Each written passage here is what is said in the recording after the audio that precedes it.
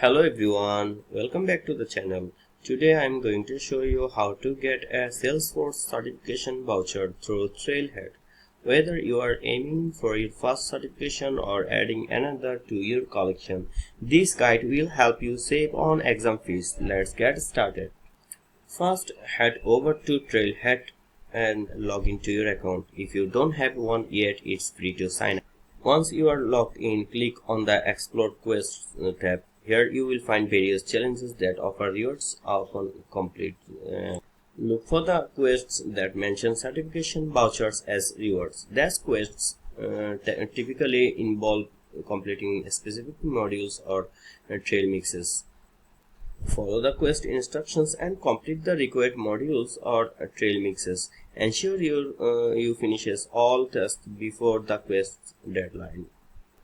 After successfully completing the quest, you will receive a notification with your voucher code.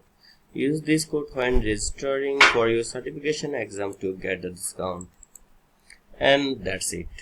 By participating in Trailhead quest, you can earn vouchers to offset your Salesforce certification exam costs. If you found this video helpful, give it a thumbs up and subscribe for more Salesforce tips. Thanks for watching.